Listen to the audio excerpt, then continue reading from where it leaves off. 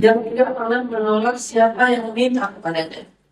Wala yasluhu man syakara, yang tidak pernah menyia-nyiakan siapa yang bersyukur kepadanya. Wala yakiru man tawakkala alaihi, yang tidak pernah mentelantarkan siapa yang bergantung kepadanya. Asyhadu an la ilaha illallah wahdahu la syarika lah wa asyhadu anna Muhammadan abduhu wa rasuluhu la nabiyya ba'dah. Radina billahi rabba wa bi Muhammadin nabiyya wa bil Islam dinan. Rabbi shrah li sadri wa yassir li amri wahlul 'uqdatam min lisani yafqahu qawli. Allahumma shalli wa sallim wa barik ala sayyidina Muhammad wa ala alihi wa sahbihi wa man tabi'ahum ila yaumil qiyamah. Dia berpikir bahwa obat hati ada di sana. Dengan cara tidur, dengan cara belanja, dengan cara makan, dengan warnanya berminyak, dengan cara memperbaiki tubuh, dengan cara melakukan pasatan, atau makanan yang lebih tua dan lebih materi, gitu kan? Benar saya sini pronunciation. Artinya kayak kita anggap itu sebagai healing dari lelahnya hati. Atau ada yang dengan lelah hati dia makin pintar berpantun dan bersyair sehingga tiba-tiba jadi seorang sastrawan. Ya, sad boy misalnya. Ya, sadar diri gitu kan. Tiba-tiba jadi wah viral misalnya, apakah itu cara menghilangkan lelah hati dengan cara viral, terus kita jalan ke netizen, jalan ke semua orang supaya orang akhirnya menjadi obat kita? Enggak, teman-teman. Ya, saya bisa katakan demikian. Nah, sebelum kita bahas tentang bagaimana cara kita istirahat terhadap lelah hati, kita pengen belajar sedikit tentang teori manusia dalam konteks Islam. Jadi manusia itu dalam Islam, karena ulama terbagi kepada dua elemen atau terbagi kepada dua unsur manusia itu. Ada unsur jasad, fisik, tubuh, biologis, ada unsur roh, jiwa atau psikis, mental, perasaan, hati, apalagi spiritual. Jadi dua unsur itu, ada unsur zahir, ada unsur batin, ada unsur biologis, ada unsur psikologis, ada unsur fisik, ada unsur jiwa. Itulah manusia kata para ulama. Unsur fisik kita, zahir kita, biologis kita itu semuanya terkandung dari bumi. Makanya muncul ayat-ayat penciptaan fisik kita itu, kami ciptakan manusia dari tanah, kami ciptakan manusia dari setetes air, kami ciptakan manusia segumpal darah, dan seterusnya. Bahasa-bahasa biologis tentang penciptaan fisik manusia. Jadi fisik kita sumbernya dari tanah. Makanya ketika kita wafat, fisiknya dikembalikan ke tanah, karena sumber kita di tanah. Maka dari itu para ulama mengatakan, karena fisik kita diciptakan dari tanah, sehingga ketika fisik kita mengalami masalah, sakit misalnya, semua obat-obatan yang ada di tanah. Sehingga kalau kita sakit fisiknya, maka obat-obatan yang kesembuhannya Allah sediakan dari sumber tanah, yang tumbuh dari tanah. Baik itu herbal ataupun yang sudah diproses melalui beberapa proses teknologi. Tapi saya nggak mau di sini membenturkan antara konsep pengobatan konvensional dengan yang holistik dan seterusnya. Intinya sih sumbernya dari tanah. Itulah obat fisik kita. Sehingga kalau misalnya kita lelah, kita minum misalnya madu misalnya. Kalau kita misalnya gampang capek, kita minum, kalau yang herbal ya, kita habatus sauda atau malam itu saffron misalnya, terus paginya minum, karena itu kan waktu itu tuh karena kalau itu tuh kan karena lagi makan dan minuman di bawah hari dan gitu. Kalau yang itu tuh hilang bertahannya, dicuri sama setan. Jadi tinggal uang saffron doang, nggak ada lagi kesembuhan. Ditutup, paginya diminum. Itu semuanya adalah sumber kesehatan tubuh atau fisik kita, bersumber dari tanah. Baik yang kita konsumsi sehari-hari atau ketika kita sakit aja misalnya. Ada yang kedua, jiwa, atau spiritual, mental, perasaan, pikiran, itu kan satu kesatuan namanya ruhaniyah. Itu sumbernya dari langit. Makanya bahasanya kami tiupkan Bukan kami ciptakan dari bumi, yang kami tiupkan ke dalam perutnya Maria, roh dari kami, bahasanya. Ketika Allah menciptakan Nabi Isa, Allah Subhanahu wa Ta'ala membahasakan ketika meniupkan roh ke dalam rahimnya Maria, bahasanya kami tiupkan roh ke dalam rahimnya Maria dari kami. Dari kami ini artinya dari langit, dari Allah Subhanahu wa Ta'ala. Artinya penciptaan roh tidak di bumi. Penciptaan jiwa manusia tidak ada di tanah, tetapi itu diciptakan di langit. Sehingga ketika kita tahu asal muasalnya, maka kita tahu juga sumber kebaikannya. Artinya apa? Kalau roh kita merasa lelah, roh kita merasa sakit dengan segala varian yang ada dalam roh itu, ada mental, ada hati, ada perasaan, ada pikiran, dan sifatnya bukan fisik. Segala sesuatu dari ruhaniyat tidak kalau dalam maka solusi atau obatnya ada di langit, tidak ada di bumi. Sehingga kita perlu cari tahu dulu nih, yang sakit apa? Fisik atau spiritual? Fisik atau jiwa? Kalau yang sakit fisik silahkan kita konsultasi ke terapis, konsultasi ke dokter. Tapi kalau yang sakitnya jiwa, maka konsultasikan ke lahir. Kalau kita konsultasinya ke psikiater, ke psikolog, itu sifatnya untuk mendiagnosa. Kita penyakitnya jiwa nggak sih? Kan mendiagnosa tetap aja harus ahli ya. Sama kayak misalnya ada orang yang cukup idealis tentang obat herbal. Kalau saya sih itulah, saya tetap pakai ya kimia, tetapi kalau nggak darurat banget tetap pakai herbal. Nah, ada yang sangat agak idealis dengan herbal. Dia nggak mau yang kimia sama sekali. Ketika dia sakit, tadinya dia nggak mau diagnosa. Dia coba herbal ini, coba herbal itu. Terus katanya nggak sembuh. Pas datang ke kita nanya-nanya, karena saya juga punya sebelumnya khusus pasien kanker. Pas nanya-nanya, kita bilang kalau untuk diagnosa penyakit, kita nggak ngerti. Yang ngerti diagnosa penyakit kan para dokter. Mending kamu ke dokter dulu, biar diperiksa dengan teknologi yang udah canggih, nanti diagnosa apa penyakitnya. Setelah diagnosa terserah kamu mau pakai resep dokter, mau pakai yang dari herbal tapi sesuai dengan jenis penyakitnya, itu terserah. Kita nggak mau maksa gitu, walaupun sebetulnya ada kalanya emang nggak bisa. Kan kalau yang herbal ini sifatnya dia butuh proses ya. Dan tubuh kita nggak seperti tubuh sahabat. Tubuh sahabat itu emang pola hidup mereka udah bagus. Pola hidup mereka bagus, masalahnya dan dalam bahasa dokter cakar langit. Bahasa lainnya adalah miraj ke langit. Gimana cara kita miraj ke langit? Ketika kita lelah batin, bisa nggak kita rasain itu? Karena ada di antara kita mungkin yang berpikir, saya udah miraj.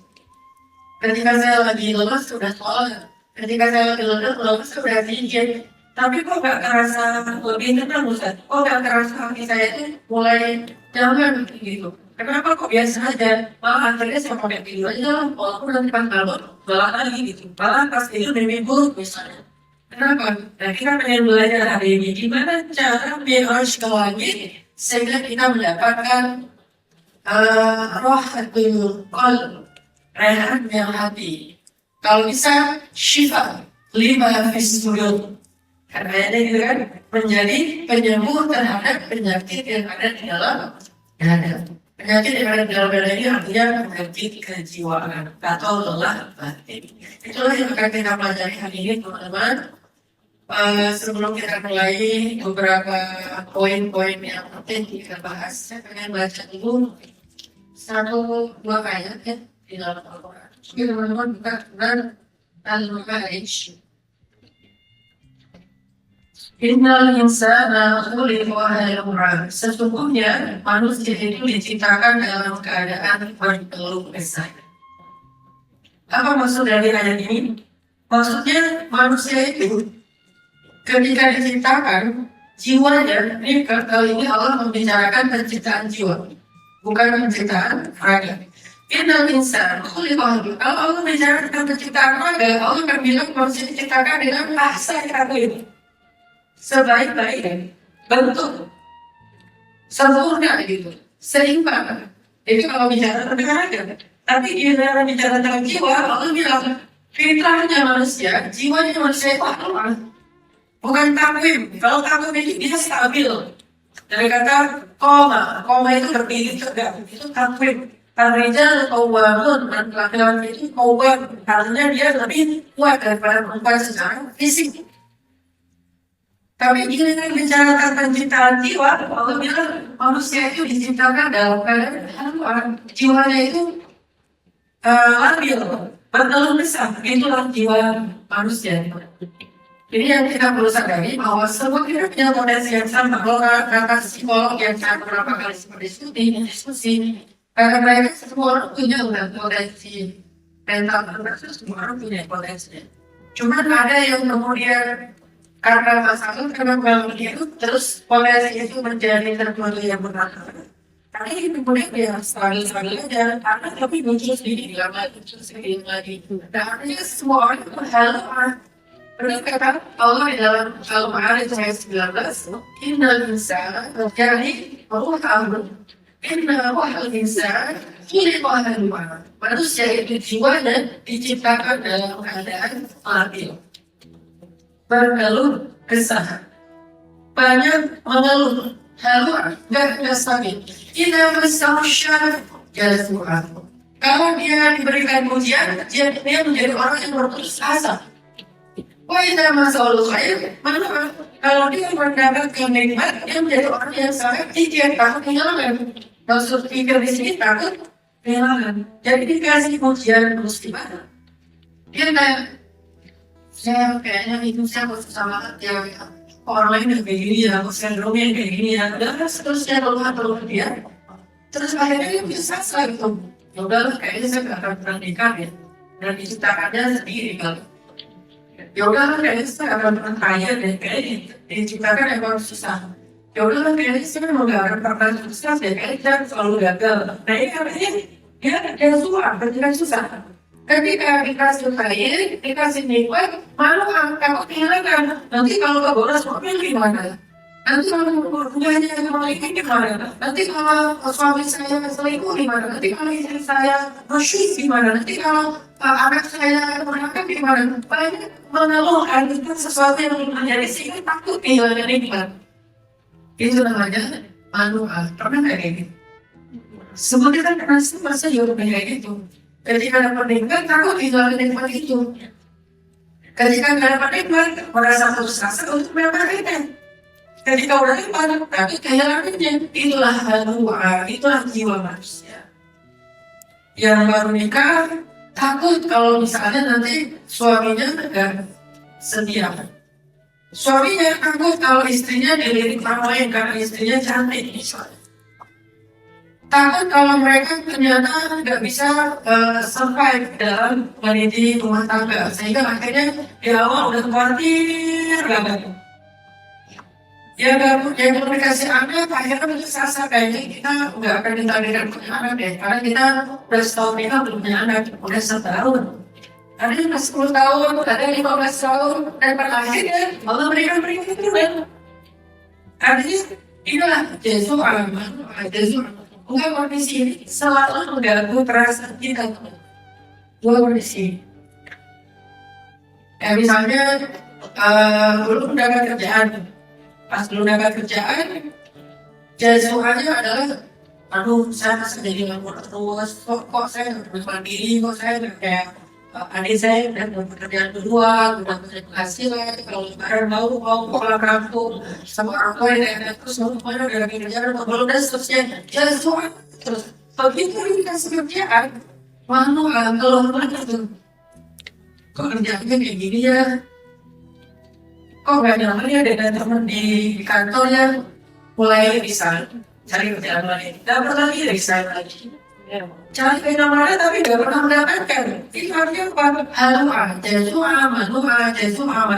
Jadi dia selalu merasa kurang, tetapi juga gak berani berharap lebih. Ketika dapat dia takut kehilangan, tetapi juga gak merasa nyaman dengan yang sudah dia dapatkan. Ini namanya khuliqal insan halu'a. Dan kita selalu kayak gitu teman-teman. Susah merasa puas, kita nggak bersyukur, kurang grateful dengan hari-hari di dalam itu. Biasanya dapat nikmatnya cuma berapa lama. Orang orang yang beriman dan hati mereka menjadi tenang dengan zikrullah. ala bizikrillah tatma'innul qulub.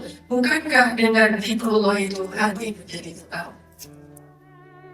Ternyata stabilizer pertama atau yang menjadi obat penenang jiwa kita yang pertama yang direkomendasikan Al-Quran ini bukan kata usaha anak, bukan kata siapa-siapa, kata Allah itu adalah zikrullah, zikir. Ustaz, saya udah coba, tapi belum berhasil. Nah, sekarang kita cari tahu apa masalah kita kok zikir kita itu nggak sampai membuahkan hasil. Salah satu alasannya zikir kita kurang banyak. Zikir kita kurang banyak. Teman-teman nanti bisa cek di Surah Al-Ahzab ayat 35. Di situ Allah lagi bicara tentang ibadah-ibadah. Karena itu dengan rahmat Allah. Tapi Allah tidak memberikan rahmat kecuali orang yang tidak modal. Siapa yang punya modal? Orang yang takut beribadah, orang yang soleh. Mereka lah orang yang dapat rahmat Allah. Kalau dia nggak beribadah, bukan Allah aja. Itu kan. Banyak orang yang agak bingung nih. Generasi, kamu pikir kamu bisa masuk ke dalam Quran? Tidak. Kamu pikir kamu bisa masuk surga? Kamu pikir, jangan. Karena ada bilang tak kayak gitu. Kamu bisa masuk surga dengan Quran? Tidak. Terus masuk surga dengan apa? Masuk surga dengan nama Allah. Tapi Allah merahmati orang yang sholat, orang yang zikir, orang yang baca Quran, orang yang puasa, bukan orang yang membanggakan sama ngomongin tadi. Agak bilang mudah sekali sebetulnya kalau suka ya nggak perlu lebih. Makanya kalau dibalikin, bagaimana saya belum tentu masuk surga, tinggal puasa belum tentu masuk surga itu nama Allah. Terus aku merahmati siapa kamu? Jangan sesuatu yang harus sholat, puasa kamu puasa dan seterusnya. Jangan lalu berapa yang mengambil hal lain karena nama Allah. Gak kayak itu tidak bingung. Kalau ada yang terus gimana dengan suara yang terbaik? Kalau misalnya sebenarnya dapat sama, kan gak adil. Kalau misalnya pembunuh dapat surga seperti korbannya, terus di mana hak korban? Kan adil. Kecuali dia intinya teman-teman tetap bagi ke orang-orang yang tidak ada, Masya Allah udah mau mengamalkan zikir. Kalau nggak pun nggak apa-apa, dia aja dia nggak gereja modalnya supaya kalau dia berzikir dia dapat pahala. Milikilah tasbih dan dirinya. Sehingga apa? Kita bisa zikir sebagai minimal sehari minimal 3 ribu. Kalau menurut saya, jalan hidup ini, coba dulu sampai ke rasa. Jadi zikir itu tujuannya sampai ke rasa sih, bukan berapa angkanya. Dan kita nggak boleh membanggakan itu. Dan terakhirnya seperti ini. Bahkan walaupun seperti ini. Seperti ini. Untuk merasa bahwa kita udah soleh banget, udah baik banget, udah waliullah, udah ngerti kan? Bukan itu fundamental dari zikir. Target dari zikir menurut surat apa itu adalah litatma'innal qulub, supaya hati kita jadi tenang. Berarti berzikirlah sampai hati kalian merasa tenang. Tenang apa? Tenang pasrah kepada Allah. Itu kan masalah itu. Entah 1000, entah ketika 2000, entah biar kayak 10 dan rasa tenang. Wah, sesuai banget sih. Ustaz, subhanallah, Ustaz yang terus sekali.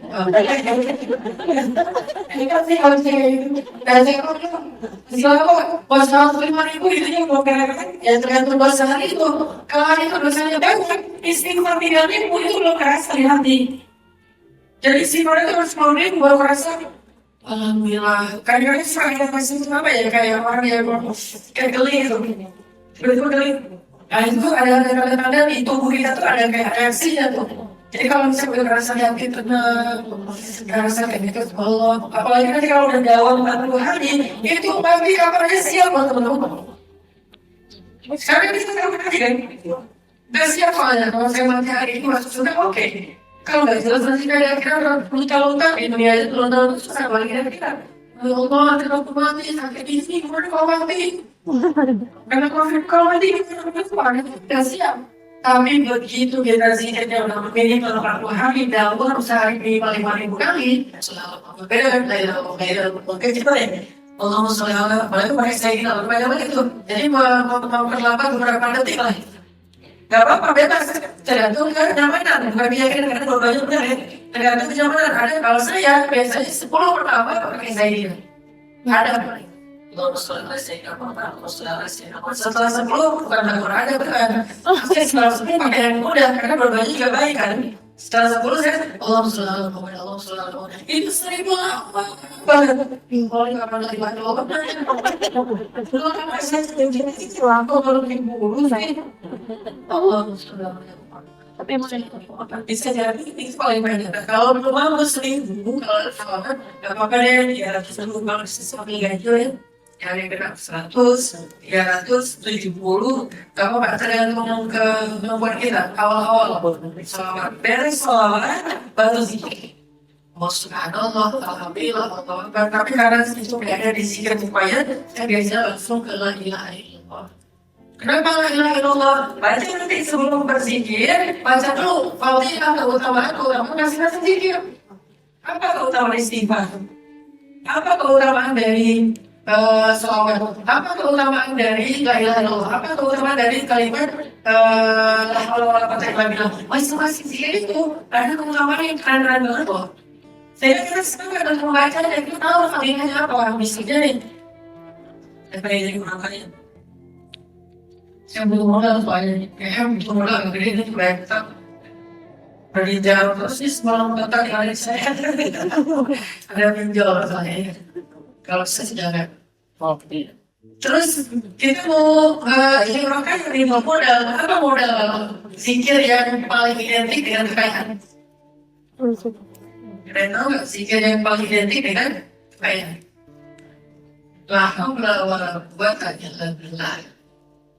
Kenapa? Karena Nabi la haula wala quwwata illa billah itu adalah harta yang tersimpan di bawah arsy Allah. Apa yang ada di bawah arsy Allah? Surga Firdaus. Berarti harta tersimpan di surga Firdaus yang paling berharga adalah kalimat la haula wala quwwata illa billah. Hari ini ibaratnya kalau kita cari di bumi, maka bebatuan atau material yang paling mahal nilainya itulah disebut la haula wala quwwata illa billah. Saya pernah dapat di TikTok jenis-jenis batu yang mahal, mulai dari batu biasa yang harganya bisa sekitar berapa sampai ada 1 gram harganya sekitar 1 triliun. Saya lupa nama batunya. Dan itu bukan pastinya bukan emas dan diamond ya. Ini harganya 1 gramnya itu 1 triliun. Jadi 1 kilo itu berapa ribu triliun ya? 1000 triliun. 1000 triliun. Artinya mahal banget nih batu nih. Batu paling mahal di muka bumi dan itu langka sekali. Karena apa? Itulah yang disebut la haula wala quwwata illa billah. Dan di surga batu yang paling mahal itu adalah la haula wala quwwata illa billah. Coba bandingkan dengan dunia sekarang. Pasir sebutir pasir di surga bukan batu yang mahal. Sebutir pasir di surga itu lebih mahal dari bumi dan seisinya. Sementara bumi ada batu yang tadi. Seperti yang balik dengan la haula wala quwwata illa billah itu maka Nabi dia adalah salah satu di antara harga yang terpendam di bawah arsy Allah. Baca la ilaha illallah apa? Miftahul jannah, kunci surga. Gimana pun kita punya amal kayak masuk surga, kuncinya satu, nggak banyak. Amalannya banyak, tapi kuncinya satu. Kuncinya la ilaha illallah. Sehingga banyak ini. Artinya kita kalau saya buat la ilaha illallah, pintu surga semua itu terbuka lebar kita. Saya masih statusnya sendiri harus saya hasbunallah. Saya jauh mimpi, tapi saya hasbunallah. Buat apa udah menjaga sebelum tapi mati? Bahasa biar seperti saya yang sendiri tak termasuk bahasa itu oleh Allah Subhanahu Wa Taala. Hasbunallah. Waskaha inda malikikum, dan yang paling suci kedudukannya di mata Allah Subhanahu Wa Taala. Wa khairul lakum min ihqanil zahab wal gharb. Dan lebih baik kalian membaca zikir ini daripada kalian dikasih emas dan kertas. Kertas itu juga barang berharga. Wa khairin lakum min an talqaw aduwwakum fatadribu a'naqakum wa yadribu a'naqakum. Lebih baik daripada kalian berjihad. Padahal jihad itu adalah amal yang paling tinggi dalam Islam. Ternyata ada zikir yang ada amalan yang lebih mulia, lebih tinggi, lebih besar pahalanya daripada jihad. Baik kalian menang dalam jihad itu maupun kalian terbunuh atau syahid. Maka para sahabat serta menjawab, bala ya Rasulullah, tentu ya Rasulullah, apa itu ya Rasulullah? Qala Rasulullah bersabda, Zikrullahi ta'ala, berzikir kepada Allah Subhanahu wa ta'ala. Itulah keutamaan zikir. sampai menjadikan kita lebih utama daripada berjihad. Baik berjihadnya menang dalam peperangan, bahkan berjihadnya syahid di medan perang lebih tinggi daripada syahid medan perang. Apa itu? Zikrullah Ta'ala, zikir kepada Allah Subhanahu wa Ta'ala. Zikir. Karena di hadis qudsi Nabi SAW bersabda, Allah berfirman, kata Allah, karena inna dhanni abdi bi, aku tergantung prasangka hamba kepadaku. Wa ana ma'ahu idza dzakarani, dan aku membersamainya apabila dia mengingat aku. Fa in dzakarani fi nafsi dzakartuhu fi nafsi, kalau dia mengingat aku di dalam dirinya, aku mengingat dia di dalam diriku. Wa in dzakarani fi mala'in dzakartuhu fi mala'in khairin minhum, kalau dia mengingat aku di dalam sebuah majlis, aku akan mengingat dia di dalam majlis yang lebih baik daripada majlisnya. Kemudian Nabi SAW datang kepada Ubay bin Ka'ab, seorang sahabat dari Al-Quran. Mereka mengatakan, ya Ubay, Inna Allah Azza wa Jalla amarani an aqra'a alaika al-Quran. Wahai Ubay, Allah menyuruh aku untuk membacakan kepadamu Al-Quran. Membacakan kepadamu, ini yaitu Ubay. Wahai Ubay, aku diperintahkan Allah untuk membacakan Al-Quran kepadamu. Lalu Ubay bertanya, ya Rasulullah, awal dukir tuhunaka ya Rasulullah, apakah nama aku disebutkan di arsh Allah sehingga engkau mengatakan Allah menyuruh engkau membaca Al-Quran untukku? Dan Rasulullah kemudian Ubay menangis karena bahagia. Maksudnya, jadi kalau Allah bilang, kalau kalian ingat aku, menyebut namaku di dalam majlis kalian, aku sebut nama kalian, itu benar-benar disebut. Sehingga ketika Nabi menghadap Allah, Allah mengatakan, wahai Muhammad, bacakan Al-Quran kepada hambaku yang bernama Ubay bin Ka'ab. Disebut namanya. Nama yang di KTP kita atau nama yang ada di IG kita. Kok pakai IG usah diharap? Karena IG hari ini adalah nama panggilan kita, betul? TikTok, IG sama itu akun ori yang bukan akun fake untuk ngintip ya. Akun fake warga apa itu kan ada sekolah. Nanti namanya bisa sebeli juga Alka, Gasol, Atas, tidak nama asli, nama official, Hanan _tadi, misalnya. Ustaz lebih senang dipanggil sesuai dengan paspor KTP atau sesuai dengan sosmed. Saya lebih senang dipanggil dengan nama sosmed. Kemudian mau Ustaz dikatakan apa? Secret identity. Biar kalau saya naik pesawat, naik kereta, ada yang tahu. Karena kita lagi wah, mukanya Ustaz ini, namanya aneh ini. Itu saya Pak, oh Ustaz namanya ini, wah ketahuan. Sama bilang wah Ustaz akan di-manifest. Ternyata Ustaz anak itu kok beda nama saya. Karena saya punya nama panggilan itu di zaman sahabat istilahnya punya. Ini sahabat itu selain punya nama asli, punya nama panggilan bahasanya punya. Misalnya Ali bin Abi Thalib dipanggil juga dengan Abul Hasan.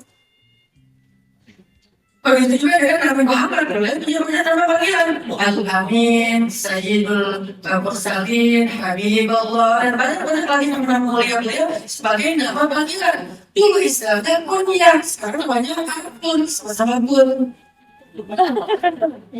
Ya usah kalau itu enggak. Mungkin mirip aja dengan satu bangku, tapi itu nama panggilan. Sehingga artinya, jadi saya ngomong kayak gitu bukan tanpa alasan. Ada juga orang-orang mungkin ustadz yang lain, dia nggak memperpentingkan antara mesin itu dan mesin sekarang. Karena saya punya anak muda, relate, masalah dalam mesin itu relate. Jadi nama sosial media kan bikin yang bagus, biar disebut di atas.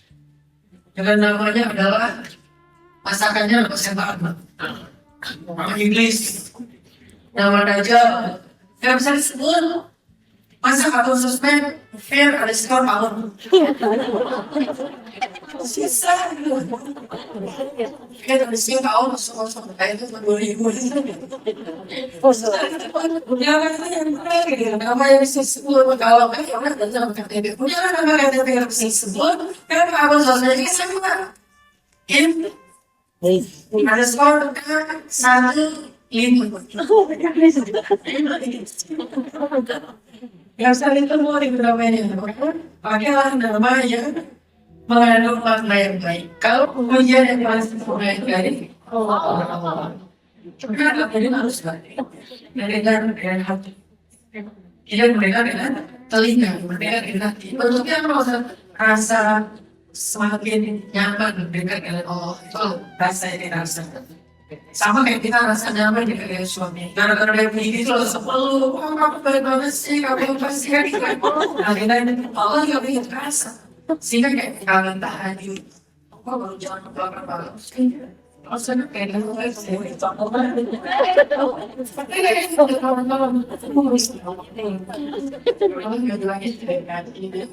Kerja berani harus Ngomongin dulu dong. Jangan dong. sudah dan sekilas dan pernah ngebahas yang lama lagi jam 2 ini janji tidak paling tidak berjuang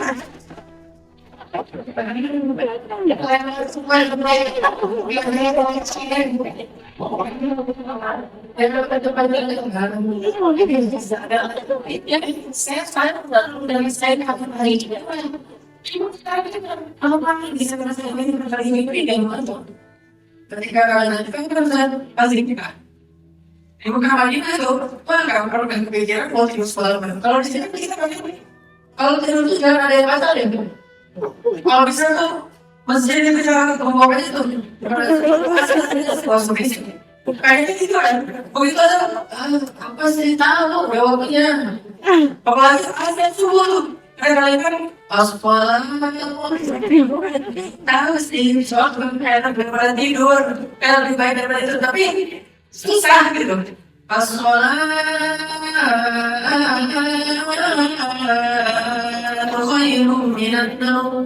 itu tuh kayak di banget gitu kayak ngomong bangun lo mikir lo tidur sih udah baik bangun sekarang lebih baik daripada tidur itu kayak kita hina banget kita kayak orang kafir banget kita kayak orang itu kayak daripada sholat karena dan begitu ibu Amarina kalau ke hotel jam 10 malam. Oke, itu jam 12 bangun jam 1 dari masjid mulai. Itu yang itu pulang malam ya. Siapa yang ini? Kalau hidup di Indonesia, siapa yang berani dengan sangat payah sekali dulu? Kenapa? Kuliah. Malam full. Bangun jam 8, alhamdulillah. Maaf ya Allah, bukan yang tadi nggak seperti itu. Kalau berani maaf ya, cuma istimewa banget sebenarnya. Pernah kopi, pernah musik. Sekali aku jam 4 kayak sedih banget gitu kok di musik jam 4. Kemudian nggak punya kita belajar nyebut appreciation Allah. Itu Allah benar-benar beritahu. Gue yang bisa kita jadikan sebagai Allah hari ini, nanti insya Allah di sisi-sisi lain. Yang kedua adalah zikir dan berbeda dengan soal kalau zikir itu kan di luar soal. Soal itu sendiri adalah feeling yang paling berpengaruh kepada hati kita. Permasalahannya kita perlu merasakan soal itu sebagai healing. Nah, kita belajar juga gimana caranya biar soal itu sebagai healing seperti explorer. Asal kalau kita berjalan saya kan orangnya nggak pernah soal sendiri sebenarnya. Oke. Soal berjamaah misalnya bisa bahas sebanyak yang kita inginkan ya. Karena imam harus yang apa ya? Mentor, orang bagiannya dalam pendeknya. Jangan sampai jadi imam tuh egois.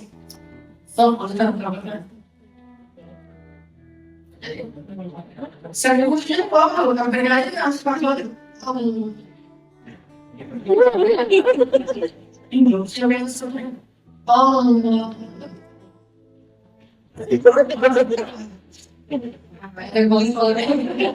itu aja kalau beres sama dia tahunya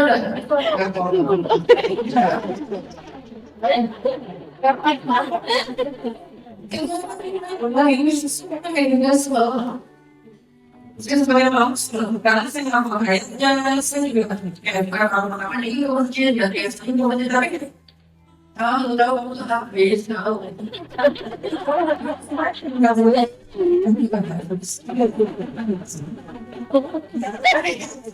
soalnya ada siapa yang sampai kalau di nomor aja kali ini kayak gitu nanti kalau berjamaah melihat aku jadi beliau lihat ini wahana bilang oke. Pasti normal. Jadi sama Allah nggak kepanjangan. Tapi kalau Nabi SAW sendiri karena mau itu satu rakaat bisa 5 juz. Masya Allah. Satu rakaat.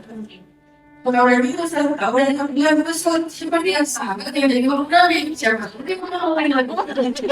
Kalau mereka sendiri, tapi Allah. Oh tidak, seperti itu. Allah beres, Allah beres, Allah tidak beres sekali. Kalau itu susu yang sudah ada ini, kalau yang dulu sekali itu beres sampai hari sebab Allah berkabul sudah beres itu. Yang bangga adalah yang Abdullah. Siapa Abdullah? Hafiz dan sahabat.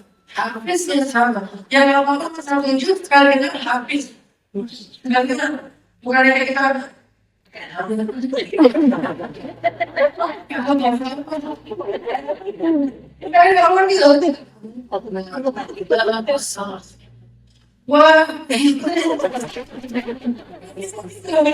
wah, aku luas sekali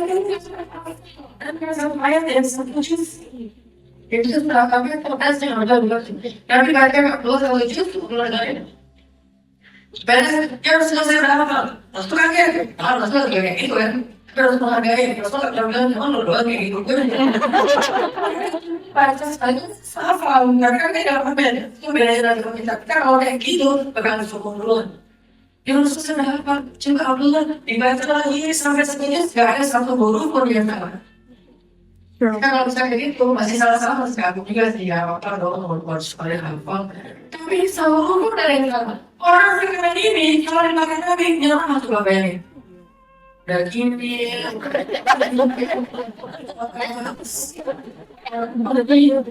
bukan lagi orang bukan tidak kuat dan aku yang sakit tapi aku ingin meninggalkan ditantang ruku dan kata bukunya seperti ini bukunya seperti ini bukunya Oh, Masya kalau bisa pemilihan sambil mau yang bingung dan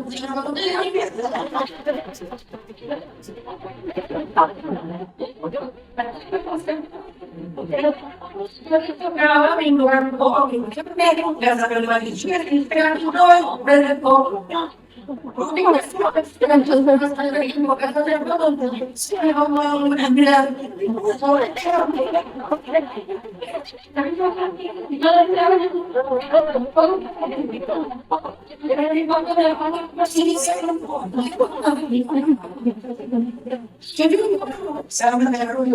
tapi sedikit sekalian video ya.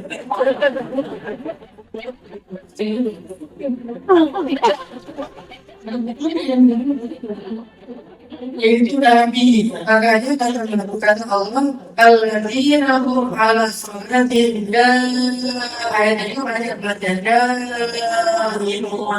sholatnya jawab panjang ini. Kalau nggak bisa berjamaah panjang, dan pakai bol, hanya banyak banget, maka Allah akan selesai. Semakin kami kasih contoh ilustrasi salah satunya style seperti beda-beda. Karena satu beres. Selama menggunakan lebih tinggi. Karena sekarang punya Abdullah bin Zubair.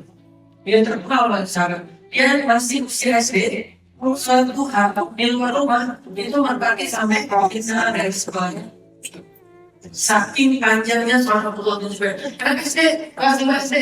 Ini kita masih jalan. Kalau mulai bilang, ibu kamu lagi apa ya? Sekolah kelasnya ini. Ayamnya gitu kan.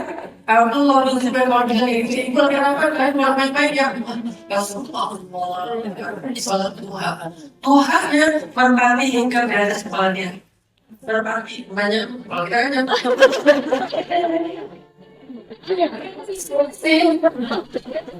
di tahun di hari apa? Bukan kalau kata kita merasa di sini. Kalau masih di sini, ini atau apa yang bisa emosi. Tapi kan yang udah oh bilang mission. Tapi ini bisa dapat Yesus. Intinya kalau belum kami yang berkati itu baik nggak boleh percaya sama orang. Karena saya udah coba di pesantren itu kan kita ada seperti itu, bukan tetangga sih. Kenapa bukan kita tuh? Kalau pas saya mereka cuma pengen nikmati aja di sebelah pagi dia pergi. Kamu nggak bersih sama aku. Kayaknya biasanya biar itu sudah lama. Dia udah langsung ngambil. Pengalaman bikin. Saya kemudian mulai makan kayak apa ini makan lagi. Lama itu saya untuk dia sampai akhirnya makan beras di sebelah saya butuh lebih dari setengah jam. Maka di situ saya tafakkur, inilah waktu sholat sekali berdiri ya Allah supaya sampai berarti percaya kalau itu bukan manusia tapi itu adalah kayu gitu. Dan berdiri yang kayu itu nggak bisa kalau kita kan mungkin bisa setengah jam juga berdiri tapi kan dari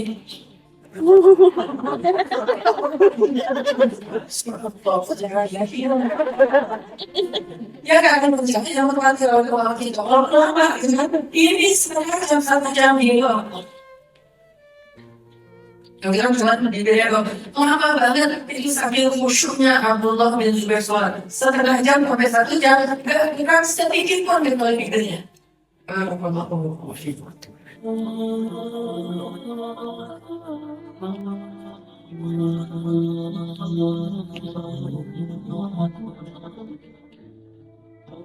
Saya pengen cerita. Ini cerita benar-benar saya alamin ya. Mudah-mudahan ini jadi makin bikin kita yakin. Hidup kita itu kan emang kalau kita melibatkan Allah itu jadi mudah ya. Susahnya hidup kita itu karena kita jarang melibatkan Allah. Kecuali udah mentok. Kalau dari awal kita nge-mention Allah dari awal itu apa? Bismillah. Di tengah-tengah kita masih terus nge-tag Allah. Ya hasbi Allah, la haula wala quwata illa billah. Berdoanya ke Allah. Kalau kita ngelibatin Allah dari awal dalam hidup kita, pertama Allah akan kuatkan hati kita. Kedua Allah akan bereskan urusan kita. Dan itu bukan cuma terjadi kepada Imam Ahmad bin Hambal yang saya pernah cerita. Bukan cuma pernah terjadi kepada Uwais Al-Qarani, tabi'in yang pernah saya cerita. Tapi juga terjadi kepada 3 teman saya. Yang satu anak Batam namanya Agi, anak skateboard. Satu lagi anak Jakarta model namanya Agi. Satu lagi driver ojek online di Bandung. Ini 3-tiganya nih baru saya alami sekitar beberapa waktu yang lalu. Kalau yang ojek online sekitar sebulan yang lalu. Kalau yang Agi baru 2 minggu yang lalu saya ngalamin. Apa ceritanya? Melibatkan Allah dalam semua harapan kita. Agi, anak Jakarta ini, pernah ikut kajian saya kayak gini di salah satu masjid di Maruya, di Kebun Jeruk, Jakarta. Terus pas ikut kajian itu dia bilang gini, ya Allah, saya pengen banget ketemu Ustadz Hanan langsung, tapi jangan di taklim, karena agak susah, terlalu rame. Saya pengen ketemu berdua dalam suasana yang lebih nyaman. Kabulkanlah ya Allah gitu. Selang seminggu kemudian setelah selesai acara itu, alhamdulillah qadarullah ombaknya lagi bagus di laut. Kan saya suka mantengin ombak tuh. Ada website namanya Surf Forecast kan. Forecast buat surfing. Jadi tahu ombaknya lagi berapa, seberapa baiknya untuk pakai untuk berselancar. Ombaknya lagi bagus nih. Ombaknya 2,5 meter, 2,5 meter. Terus anginnya pas gitu.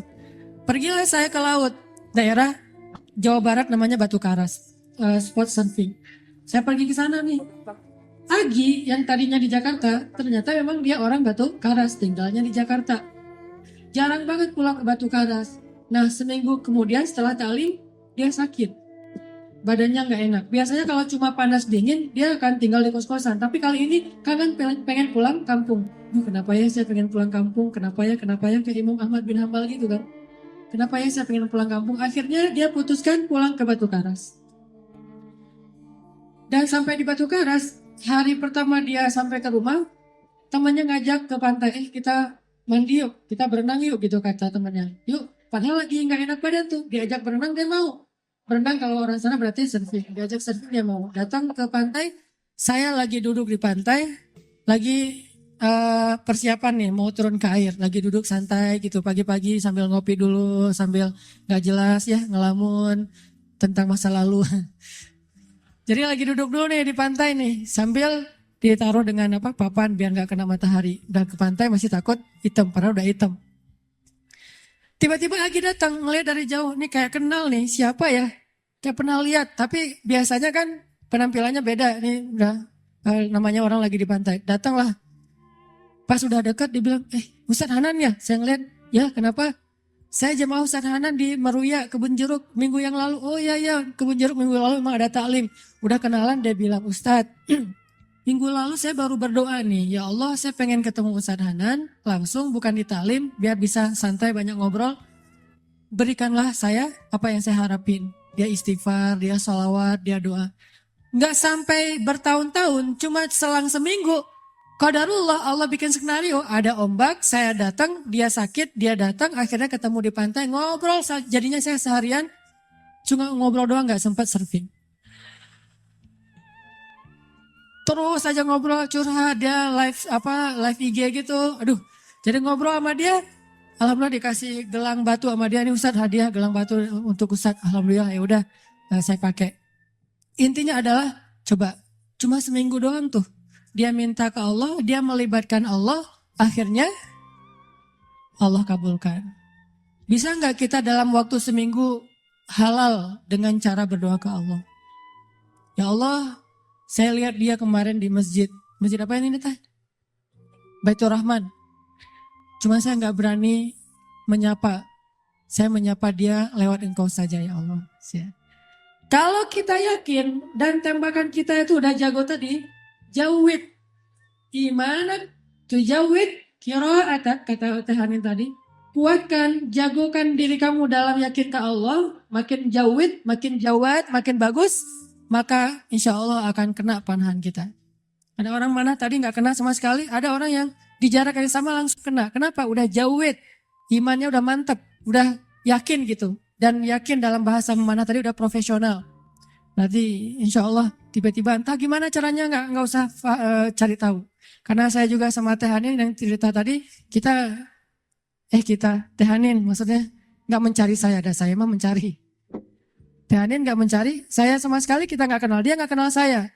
Pas ketemu di tempat kibdah emang ada sedikit trik yang saya lakuin gitu kan biar bisa namanya ikhtiar gitu kan. Dan dengarkan ceritanya, nah gitu deh pokoknya. Yang jelas nggak usah berharap kepada Allah tergantung cara. Berharaplah kepada Allah karena kita yakin kepada Allah. Cara Allah yang bikin. Ini Agi nih. Yang kedua, driver online. Driver ojek online. Saya waktu itu ada rapat di Pemuda Hijrah. Namanya Masjid Pemuda Hijrah itu Al-Latif. Ada rapat di Al-Latif. Dan saya lagi malas nyetir akhirnya naik ojek online. Pergilah ke Masjid Al-Latif. Dari pagi zuhur saya ngimamin di masjid. Cuman pakai baju biasa. Terus asar juga ngimamin. Pas sudah selesai asar saya mau pulang. Saya order lagi nih ojek online. Saya order ada yang ngambil. Saya naik ojek. Di tengah jalan dia nanya. Mas sering sholat di masjid itu? Kata dia. Lumayan saya bilang. Ya itu masjid ramai banget ya. Kalau taklim ramai banget tuh penuh dengan anak muda. Ya alhamdulillah saya bilang. Terus dia bilang lagi, ada tuh di situ tuh imam muda, bacanya bagus banget, orang Aceh. Siapa ya namanya? Saya bilang Muzammil. Oh ya Muzammil. Oh ya, kenal sama dia? Ya lumayan saya bilang. Dari tadi lumayan aja semuanya. Mas suka ikut talim juga di situ? Kadang-kadang saya bilang. Dia nggak ngeh sama sekali. Lama-lama dia mulai curiga, dia nanya, apa tadi ada kegiatan apa? Enggak, cuma ada rapat aja sama teman-teman DKM maksudnya. Iya. Mas tadi ngimamin sholat zuhur ya? Kata dia. Iya, kata saya. Mulai curiga kan dia. Asar juga? Iya. Oh, Mas namanya siapa? Hanan. Hah? Hanan yang mana nih? Kata dia. Mulai kaget dia kan, mulai panik gitu. Saya bilang Hanan Ataki, langsung oleng tuh motor tuh. Masya Allah, dia kaget sendiri. Dan itu olengnya tuh langsung berhenti pas lampu merah pula. Dia heboh sendiri di lampu merah, bayangin. Ya Allah, Masya Allah. Alhamdulillah, Ustadz tahu nggak? Ternyata ini Ustadz Nata kita dulu, saya lihat ke belakang, benar nggak nih? Oh iya benar gitu.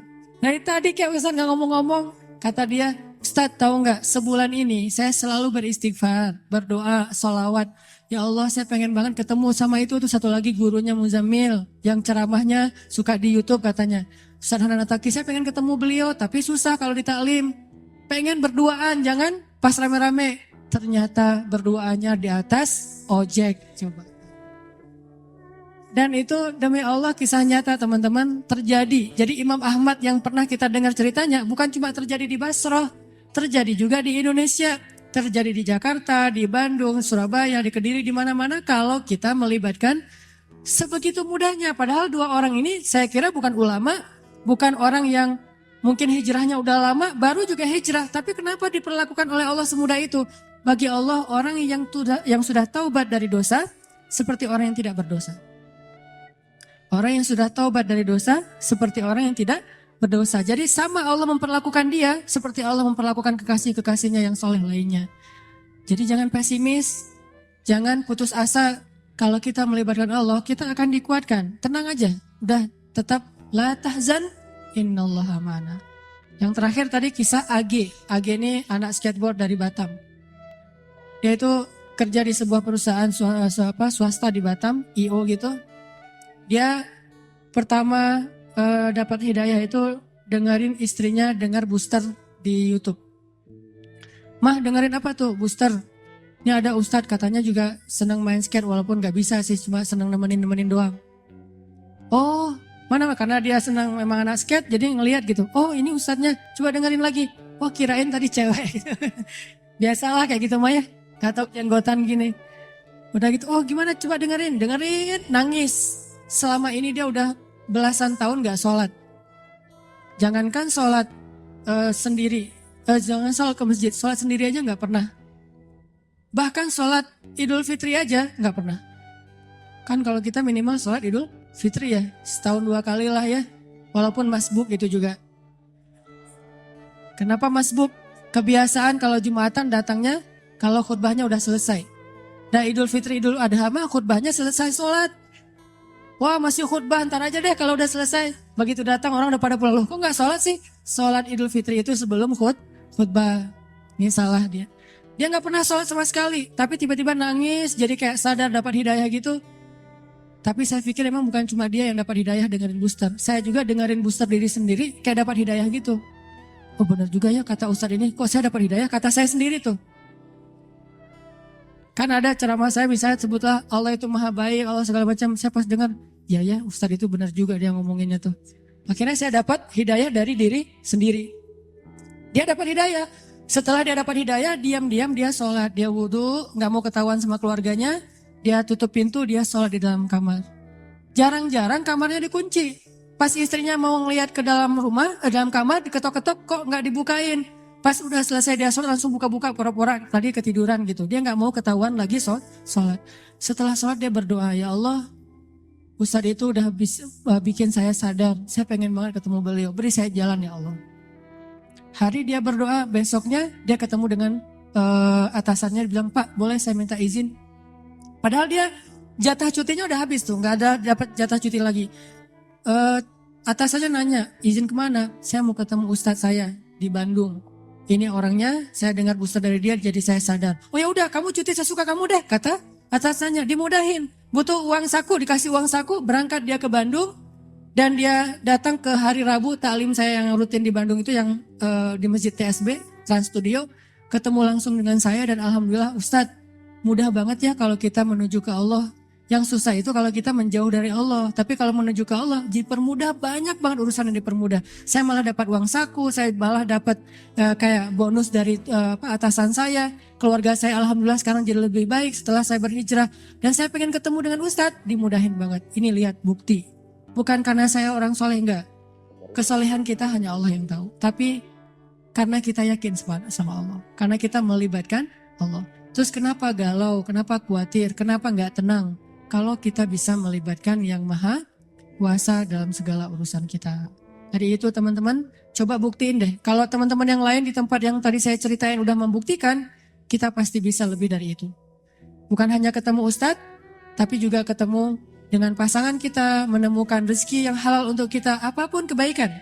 Tinggal ya Allah, saya pengen nikah, beri saya jalan. Udah gitu lihat keajaiban terjadi dalam hidup kita. Kalau enggak juga, enggak ada sia-sianya berdoa kepada Allah. Makanya saya bilang kalau berdoa tuh jangan yang tanggung, yang mantap sekalian. Ya Allah, kalau mobil ya Allah saya pengen Alphard. Penghasilan kita kecil, tapi pengennya Alphard. Emang sia-sia? Enggak. Kalau enggak dikasih Alphard di dunia, dikasih Alphard di akhirat. Kan Allah pasti mengabulkan doa kan? Pasti itu. Kalau enggak dikabulkan di dunia, dikabulkan di akhirat. Bangun dari kubur tiba-tiba lewat Alphard berhenti depan kita.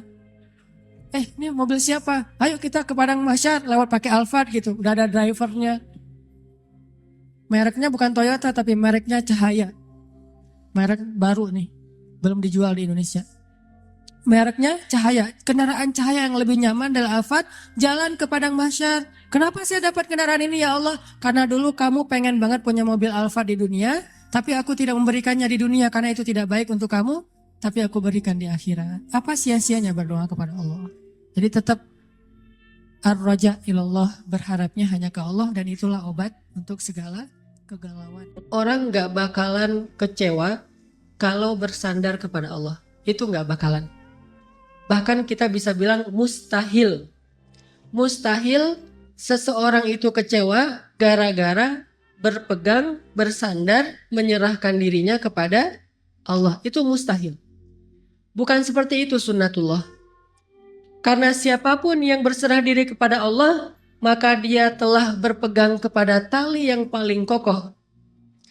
وَمَنْ يُسْلِمْ وَجْهَهُ إِلَى اللَّهِ وَمَنْ يُسْلِمْ وَجْهَهُ إِلَى اللَّهِ وَهُوَ مُحْسِنٌ فَقَدِ اسْتَمْسَكَ بِالْعُرْوَةِ الْوُثْقَى وَإِلَى اللَّهِ عَاقِبَةُ الْأُمُورِ. Siapa yang menyerahkan dirinya kepada Allah dan dia senantiasa berbuat baik, maka sesungguhnya dia telah berpegang kepada tali yang paling kokoh dan kepada Allah segala urusan dikembalikan. Jadi nggak ada orang yang kecewa kalau dia berpegang kepada Allah. Masalah apapun, masalah rezeki, masalah jodoh, terutama yang kedua. Kalau kita bergantung kepada Allah dalam urusan jodoh, maka insya Allah kita nggak akan kecewa. Mak comblang yang paling baik itu adalah Allah. Kalau mak comblangnya Ustadz, kadang-kadang ngecewain. Ustadz, ini CV saya. Oh ya, kriteria yang kamu cari seperti apa? Saya emang gak susah-susah Ustadz, standar-standar aja. Ya standar yang gimana? Yang tingginya 180, yang kulitnya bening, sampai kalau minum kelihatan airnya ngalir, transparan. Kemudian yang hidungnya seperti pedang, yang matanya seperti bidadari. Tahu mata bidadari? Besar dan sayu, tapi nggak gelok. Nah ini kriterianya. Terus kata Ustadz, kalau yang kayak gitu Ustadz juga mau gitu ya. Akhirnya pas ketemu Ustadznya duluan yang ta'arufan. Ini kalau mak comblangnya manusia. Tapi kalau mak comblangnya Allah jauh lebih meyakinkan dan gak bakalan kecewa. Dengan kriteria apapun, wahuwa ala kulli syai'in qadir. Dan kalau Allah menjanjikan yang baik akan ketemu dengan baik, pasti innahu la yukhliful mi'ad. Allah tidak pernah mengingkari janjinya. Masalah apapun kita harus mengandalkan Allah. Coba deh, selalu ngandelin Allah. Bahasa gampangnya gini, udah tenang aja, ada Allah, itu. Dan kalau kita sudah melibatkan Allah, la yudayyi'akallahu idzan, itu pasti Allah nggak bakalan ngecewain kamu. Kalau udah ngandelin Allah, ini gimana nih? Udah tenang aja, ada Allah. Allah tidak akan mengecewakan. Salah satu kalimat udah tenang aja, ada Allah adalah la tahzan, innallaha ma'ana. Kalau kita ada teman lagi galau gitu, terus kita bilang, la tahzan, innallaha ma'ana. Kalau bahasa kita, woles bro, tenang aja, ada Allah. Santai bro, karena ada Allah. Itu bahasa Arabnya la tahzan, innallaha ma'ana. Andalin Allah dalam masalah kita. Ada masalah apapun, serahin aja sama Allah. Bismillah, la haula wala quwata illa billah. Bahkan kadang-kadang hanya dengan berzikir la haula wala quwata illa billah, Allah kasih keajaiban yang luar biasa. Karena setelah seseorang bersandar kepada Allah, la yudayya'anallahu idzan. Pasti Allah nggak akan ngecewain. Pasti Allah nggak akan ngecewain.